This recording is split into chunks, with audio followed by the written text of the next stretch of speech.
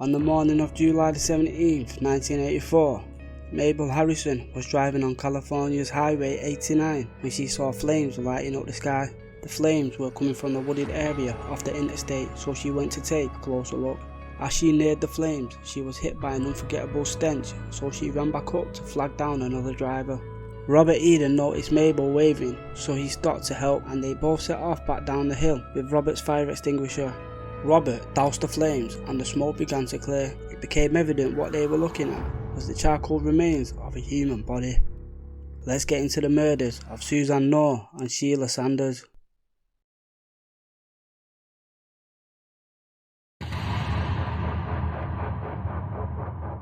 Before we discuss the horrific crimes of a mother who is supposed to love and protect her children, let's take a look at what may have led to her decline.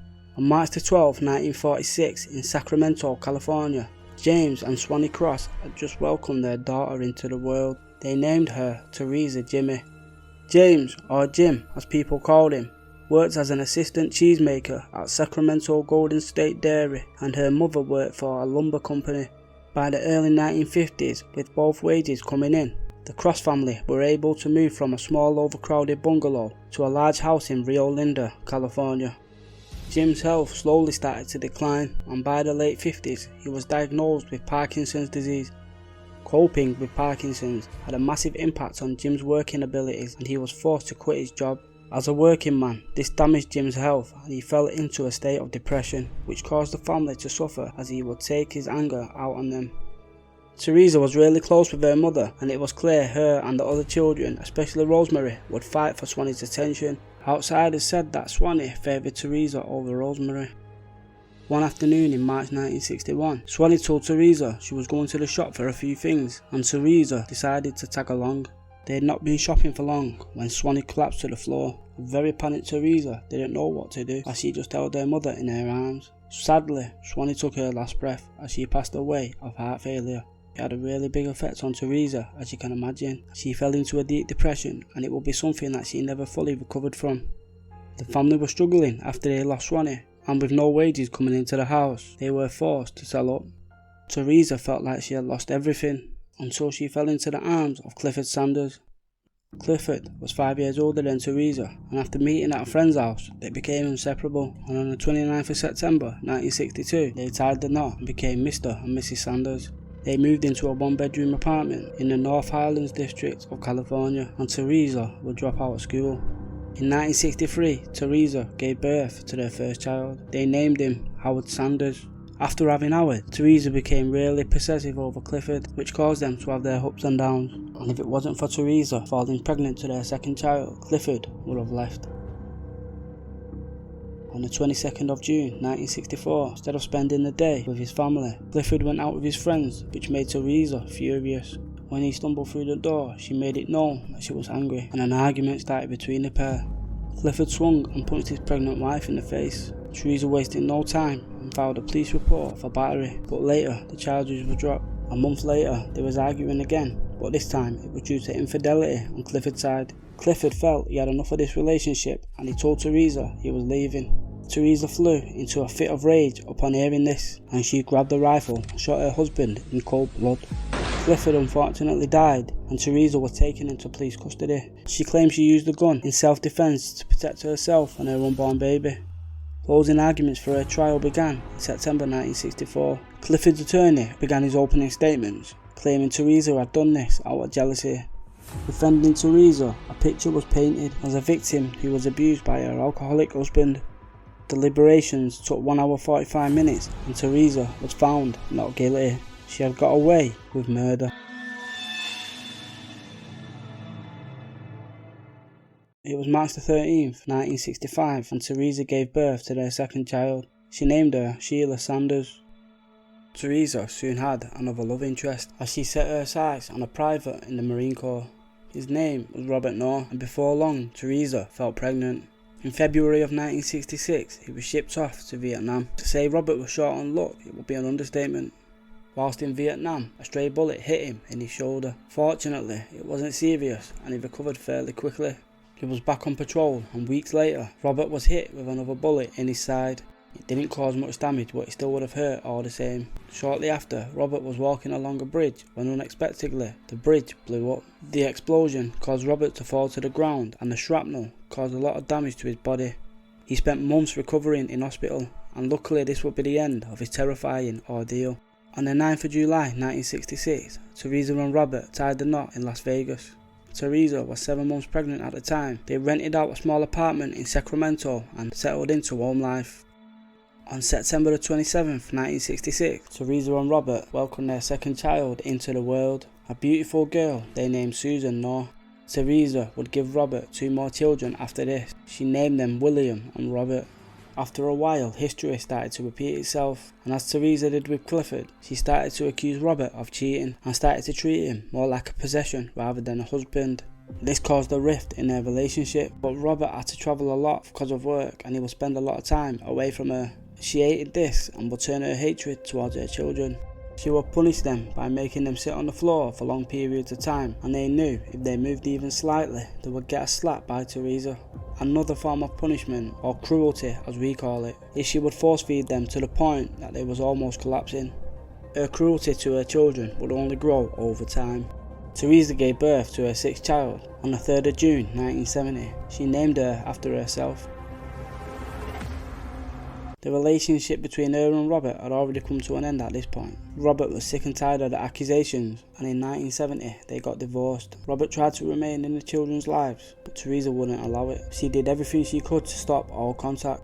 Eventually Robert gave up and remarried. Theresa also remarried, but she treated her husband as she had previous relationships. She started to leave the children as she went out and partied, and some nights she wouldn't come home at all.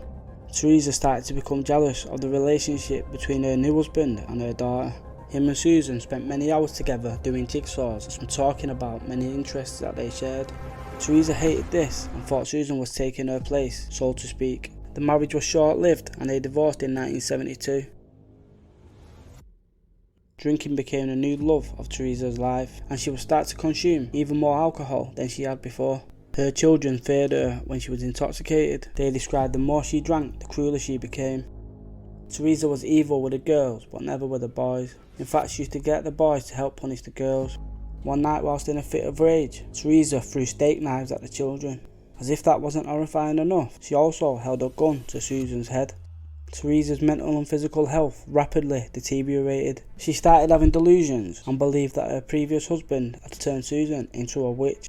She cut the phone lines off so nobody could contact the house, and she wouldn't let anybody round or let the children go outside. Her outbursts became even worse and she became more violent and unpredictable. She would get her children to pin Suesan down while she would rain blows on top of her. Her other children were so scared of her they didn't question her request.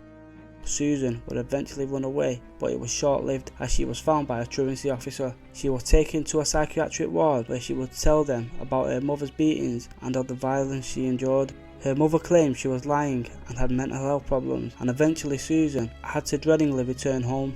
Horrifically, Suesan received the biggest beating she had had yet. Theresa wore leather gloves to beat Suesan with, and she would pass them around to her other children who would take turns in punching Suesan. Sickeningly, Theresa decided to handcuff Suesan under the dining table, and she would carry on beating and force feeding her. This carried on for 2 years.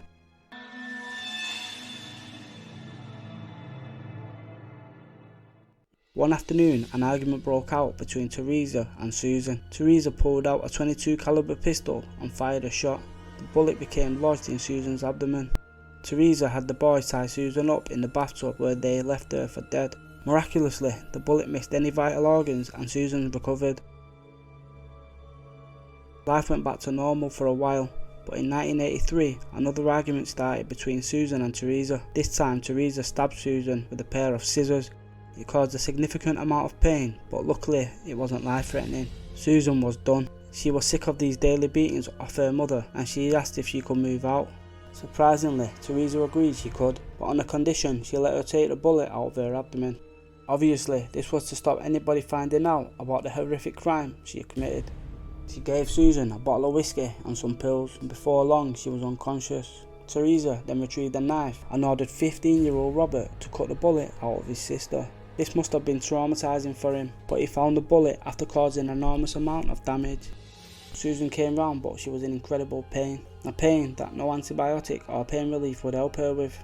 They left Suesan on the floor and would even step over her as they carried on with their lives.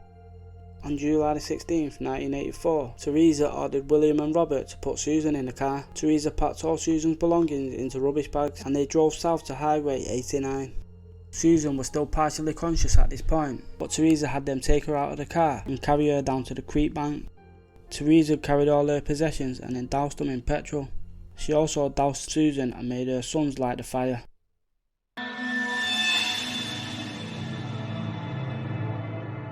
Life would return back to normal for the rest of the family, but it wouldn't be long before Theresa's restless, cruel side began to rise, and she would eventually turn on Sheila. She started beating Sheila and decided to lock her in the closet and demanded none of the other children open the door, feed Sheila or give her water. There was no space to even kneel or sit down, and there was no ventilation. Sadly, this caused Sheila to pass away. William brought a box home from work and they proceeded to put Sheila's lifeless body in the box and drove towards Lake Tahoe. They were driving up Interstate 80 near Truckee Airport when Theresa ordered her sons throw the box with Sheila inside into some weeds. Theresa decided because the closet had evidence in that would have her prosecuted, she would torch the house. She had her daughter Terri douse the house in petrol and then set it alight. The neighbours quickly noticed the fire and the fire department was called. Little damage was done to the home and the investigator believed the blaze was started deliberately. After this, all but one of Theresa's children cut ties with her mother and they all went their separate ways. Elmer Barber was making his usual rounds at the Marty's Creek campground when he noticed a box on the ground. He walked over to the box and there he found Sheila's lifeless body. Before long the place was swarming with police. Unfortunately, the police wasn't able to identify the body, so they named her Jane Doe 660785. This was the second body the police found but was unable to identify, so unfortunately both cases went cold. Theresa attempted to report her mother's crimes to Utah police, but they never took her claims serious and nothing ever came of it. One night on October 28, 1993, Theresa contacted America's Most Wanted, and this time her claims was actually taken seriously. After looking into it, they realised Terri was telling the truth. She knew details that the police hadn't released, and finally they was able to put names to the bodies they had found in 1984 and 1985.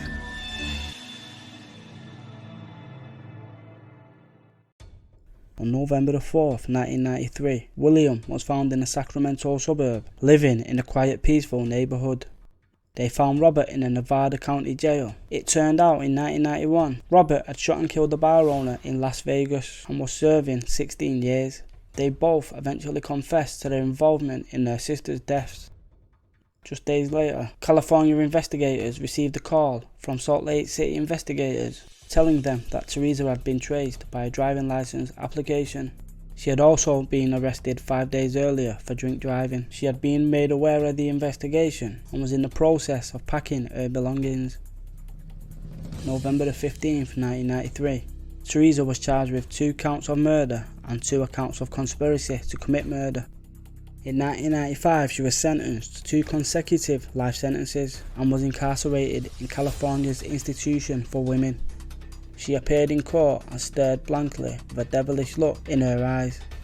William was placed in probation and was ordered to undergo therapy. Robert testified against his mother and all charges apart from one was dropped. He was ordered to serve 3 years running concurrent with the sentence that he already had. Terri sadly passed away in 2011 due to heart failure at age 41. Our thoughts are with the remaining children who have to live with the pain forever, and our hearts are with Suesan and Sheila who sadly lost their lives. You will be remembered forever, and Terri will always be remembered for her bravery for turning her mother in. Rest in peace, Suesan, Sheila and Terri. If you want more content like this, please like, share and subscribe and hit the bell icon for notifications.